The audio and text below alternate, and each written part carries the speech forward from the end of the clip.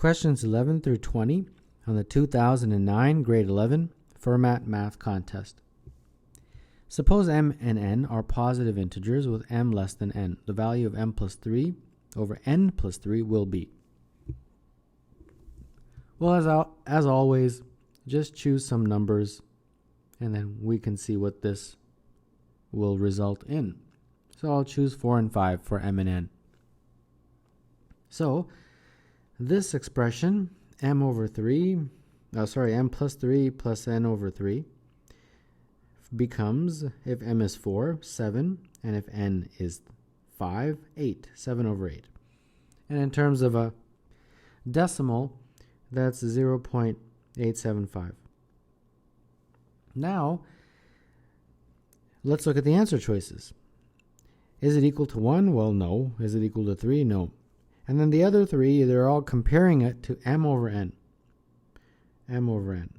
Well, m over n is equivalent, in my example, to 4 over 5. And 4 over 5 is the same as 0.8. So we have to now figure out 0.875 and 0.8. What is the relationship? Well, obviously, this one is bigger. So that means that this expression will be bigger than that expression. So number 11, the correct answer is D. How many 4-digit integers between 5,000 and 6,000 are there for which the thousands digit equals the sum of the other 3 digits? Well, we are looking at any number between 5001 to 5999 inclusive. So this range here. And all of these, the thousands digit is 5. So the remaining 3, let's just call them A, B, C. So that means we want a scenario where 5 is equal to A plus B plus C. So this is just done by casework. Let's just first say that A is equal to 5. If that is true, B and C must be 0 for this to hold true. If A is 4, then we've got a couple of ways of doing this. We can put 410 or 401. If A is 3, we can do 20, 02, or 11 for 3. If A is 2, we can put 03, 30, 12, or 21. If A is 1, we can put 4004, 31, 13, and 22 for 1. And if A is 6, if A is 0, I'm going down here, B and C can be 5005, 4114, 32, and 23. And this is all of them. So if you count all these up, this looks like 1, 2, 3, 4, 5, and 6 for A equal 5, 4, 3, 2, 1, 0 respectively. So if you add up all these numbers, 1 through 6, it is equivalent to 21. So number 12, the answer is C.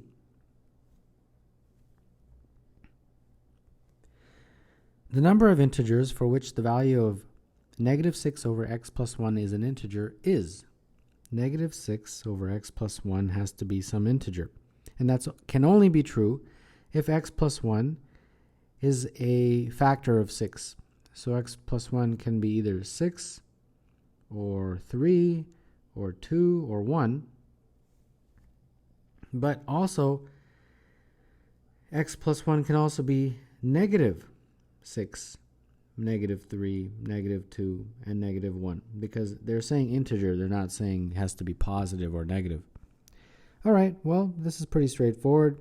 For each of these, we can figure out x. Obviously, there's going to be 8, but let's just figure them out.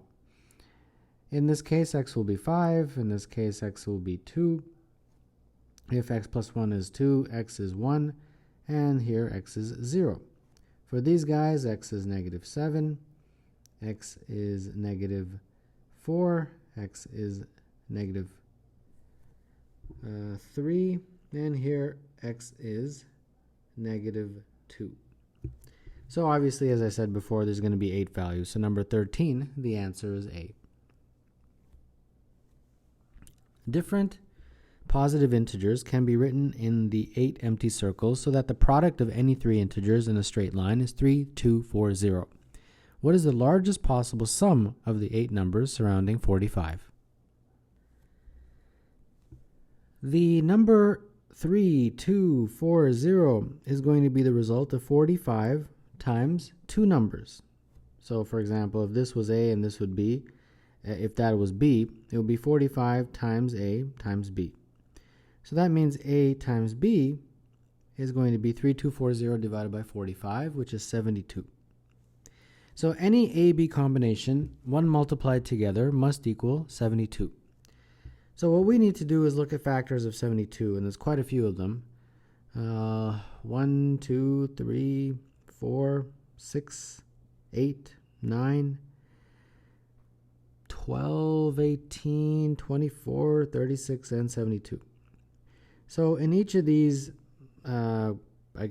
circles, we've got to put some sort of numbers to maximize all the numbers sum. Okay, well, if I want the maximum largest possible sum, I'll put in the largest possible numbers. So 72 will go here, but that's got to go with a 1, right? Because it has to match. A times B has to be 72. I put a 36 here. That has to match with 2. Put a 24 here. And that goes with 4, I believe. Or no, 3. And then I put 18 here. And that will match with 4. So this sum of these numbers is what they're looking for. And if you add them up, you get a total of 160. And that is the largest you can possibly make it. So number 14, the answer is E. On Monday, 10% of the students at Dunkley Secondary School were absent and 90% were present. On Tuesday, 10% of those who were absent on Monday were present, and the rest of those absent on Monday were still absent. Also, 10% of those who were present on Monday were absent, and the rest of those present on Monday were still present. What percentage of the students at Dunkley Secondary School were present on Tuesday? All right, let's give some numbers. Let's say there's 100 students, and on Monday, 10% of those were absent. So 10 were absent. A for absent. And then 90% were present, so P for present, that means 90. Now we move on to Tuesday. 10% of those who were absent on Monday were present. So 10% of 10, which is 1. That is how many were present. So that 1 goes over here. And then the rest of those that were absent on Monday, which is 9, are still absent. So 9 goes here. Then we get into the next sentence. 10% of those who were present on Monday were absent. So 10% of that is 9. And then the rest of those that were present on Monday are still present. So the remaining 81 are still present. So in total on Tuesday, 18 are absent and 82 are present. So they're saying what percentage are present on Tuesday? So 82 over 100, which is 82%. So number 15, the answer is B.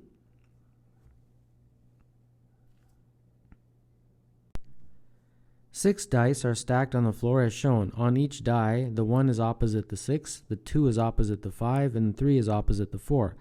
What is the maximum possible sum of the numbers on the 21 visible faces? We have 6 die, and on each dice, there is 6 faces. So the total number of faces is 6 times 6, which is 36 faces. Now, we are told that they want us to maximize the sum on the 21 visible faces. So if there's 21 visible faces, then how many faces are not visible? Well, it will be 36 minus 21. So that'd be 15 faces that are not visible. And those are the faces that I want to concentrate on because I think it will be easier. So let's talk about them. The first are the ones at the very bottom like that. Those guys I will draw right here. Okay, the next one is this one, but that one has two faces, one on that cube and one on that cube, because both of those cubes touch. And then the next one, of course, is this, and again, same thing. Got two faces, one on each cube. The next one is this one and this one, and in a very similar way, they have two faces touching each other. Then this one, which has two faces, and then finally this one, which has two faces there and there. And this should total 15. 1, 2, 3, 4, 5, 6, 7, 8, 9, 10, 11, 12, 13, 14, 15, and it does. Now our task is to minimize the sum on that 15 faces. And because if we minimize that sum, then we can maximize this sum. All right, so here we go. So the minimum possible number I can put on a cube is 1. So I'll put the 1 here. That makes sense. That means that the face on the other side will be a 6. That maximizes the visible face. Okay, I hope that makes sense. And in a very similar way, this one right here, I can't put a 1, but I can put a 2, because the 1's already taken and it's the same cube. And if I put that, then it maximizes the visible face. Okay, so this is the strategy we're going through. Okay, now let's look at this guy over here, these guys. If I put here a 1, it maximizes the visible face. And then what about here and here, this guy and this guy? For those two, it actually doesn't really matter what you choose, because the sum will always be the same. If I put 2 and 5, the sum is 7, right? And that's going to be the same as 3 and 4. If I put 3 and 4, the sum is 7 also. So this is fine. This is perfectly fine the way it is. Now let's talk about this guy. Well, it doesn't matter at all in this one, because no matter what I put, the sums will always be the same. 1 always goes with 6. So 1 and 6 go here. 2 always goes with 5.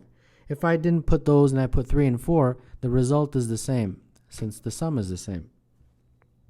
So far so good.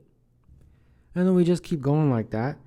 On this guy here, in a very similar way, I'll put a 1 here that maximizes my visible face. And then I can't put a 1 here because the 1's already taken on that cube, but I can put a 2, that's the next smallest number, and that maximizes my visible face by making it a 5. And then same thing here, same kind of story, I guess. I will put a 1 here that maximizes my visible face. And then these two guys, it doesn't really matter what you put, since the sum is always going to be the same. Whether you put 2 or 5 or 3 or 4, 3 and 4, the sum is always 7. And then we're down to our last one, and I'll maximize the visible face by putting a 1 on the face that is not visible. So there you go. This is the scenario. Now all we have to do is add all these up. So if we add these up, we're adding up these guys, like that, right? In any order, it doesn't really matter how you add them up.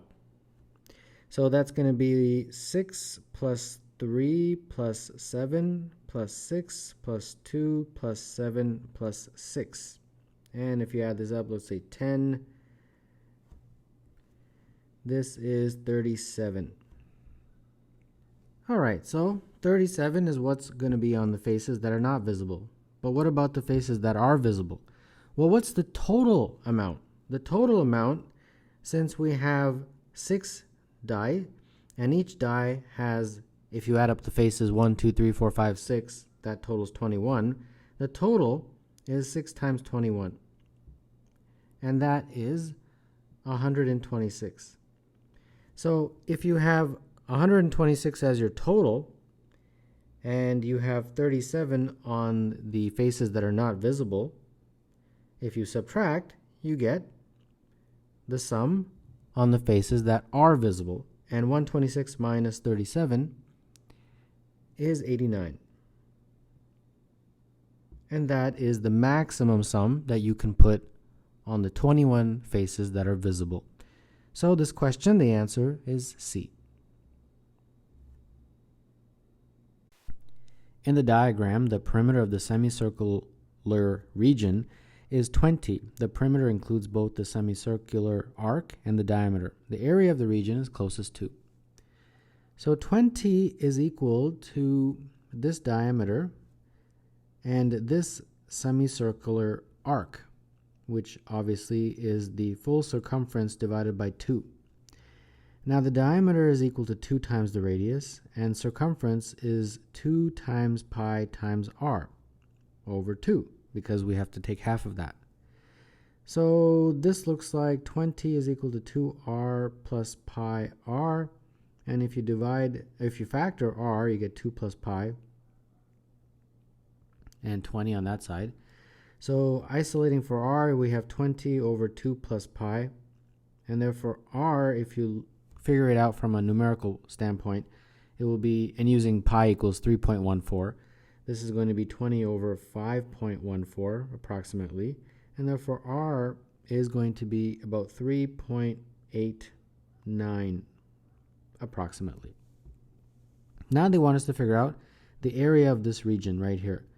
Well, the area of that region is obviously pi r squared divided by 2, because it's a semicircle. Well, r we just figured out was 3.89, so square that and divide this by 2. And if you do the math, you get about 23.77 approximately. And that means it is closest to answer choice B for number 17.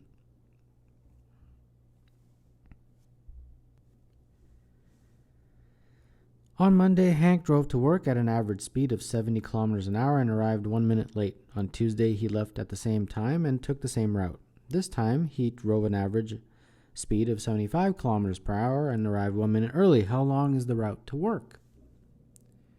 Well, on Monday, X will let that be the time that it takes him to arrive at work just on time.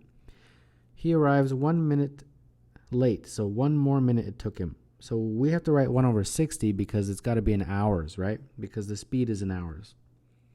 And then that is equal to d over 70. And the formula I'm using, just in case you're not sure, is time is equal to distance over speed. Distance is equal to any of these variables. Distance is equal to time times speed, or speed is equal to distance over time. Any of these are applicable. And then on Tuesday, the scenario is that he's 1 minute early, so 1 over 60 has to be subtracted this time. And the d we don't know, but the speed is 75. So these are our 2 equations. And what we can do is we can subtract them. So subtract these 2 equations, we get d over 70 minus d over 75. And here we get x plus 1 over 60 minus x plus 1 over 60. When you subtract a negative, it becomes a plus. So this becomes 2 over 60. This, if you add this fraction, top and bottom 75, top and bottom 70, we get 75d minus 70d all over 75 times 70. So this becomes 5d is equivalent to 2 over 60 times 75 times 70. And if you do that math, you will find that d is equal to 35. So number 18, the answer is B. If 2 to the power of x is equal to 15 and 15 to the power of y is 32, the value of xy is 2 to the power of x is 15 and 15 to the power of y is 32. Now, this 15 to the power of y is very similar, but there's no y here, so let's take everything to the power of y, like that. If we do that, you get 2xy is equal to 15y. And 15y, they tell me, is equal to 32. So that means 2xy is equal to 32. Now 32 in terms of a power of 2 is 2 to the power of 5. And that is equivalent to 2 to the power of xy. So that means xy is equal to 5. And that's it. That's what they wanted us to figure out, the value of x, y. So number 19, the answer is A. In the diagram, the circle and the square have the same center and equal areas. The circle has a radius of 1 and intersects one side of the square at P and Q. What is the length of PQ? So, I guess to figure out the length of PQ, we have to look at this in the following way. First and foremost, we have to look at this statement that they have equal areas, the circle and the square. So if the radius of the circle is r, pi r squared is going to be equal to the area of the square, and I'll call the side of the square s. So s squared, like that. Now, they tell me that the radius is 1. So I can just substitute 1. And therefore, s will be root pi. Okay? So that's the first part of the question. Now what we have to do is figure out where exactly does P and Q cross. And what we're really doing, to be honest, is we're putting this on sort of a coordinate plane. And if you all remember, the formula for a circle is x minus, if the center, for example, was AB, like that, center of the circle. The equation of the circle is x minus a squared plus y minus b squared is equal to the radius squared. Now, the good news here is that radius, they tell me, is 1. So that's just 1 squared, which is just 1. And a and b we can also figure out. Notice we just figured out that the side length was root pi. So that means from here to here is root pi. And so is from there to there. And because of the symmetry of this diagram, the center will be half of that s value. So, for example, if you were to draw a line from there to there, and another line from top to bottom, like that, you'd be able to see that AB is really just equivalent to root pi over 2 and root pi over 2, like that. So that helps us out. So this equation becomes x minus root pi over 2 all squared plus y minus root pi over 2 all squared equals 1. Now to figure out P and Q, where they actually cross that x-axis, we are basically asking to find the y-intercept. So we set y to 0. So this becomes x minus root pi over 2 squared. And if y is 0, we can just square that, and that becomes pi over 4, like that, is equal to 1. So x minus root pi over 2 all squared is equal to 1 minus pi over 4. And if you take the square root, it would be plus or minus 1 minus pi over 4 under the square root sign. And then finally, isolating for x, it would be root pi over 2 plus or minus 1 minus pi over 4, all under the square root sign. So one of those is P and one of those is Q, right? Since there's two values. And to get the length PQ, we just have to subtract them. Like, for example, if this was 2 and this was 5, to get the length PQ, you just go 5 minus 3, which is 2. So it's the same kind of story. We have to subtract one from the other. So PQ will be the first one, pick the larger one, and the larger one of those is root pi over 2 plus 1 minus pi over 4 under the square root. And you subtract from that the smaller one of those roots, which would be pi over 2 minus. But if you're subtracting a minus, it becomes a plus. So like that. And then these guys cancel, this one and this one. So you're just left with 1 minus pi over 4. And this is the answer. But the answer choices don't look like that, so we have to manipulate this a little bit. We add the fraction, and we get 4 minus pi over 4. And then if you take the square root, this becomes 4 minus pi 2, and then 2 on the bottom, and then the 2's cancel, so you're just left with 4 minus pi under the square root sign. And that would be answer choice A for number 20.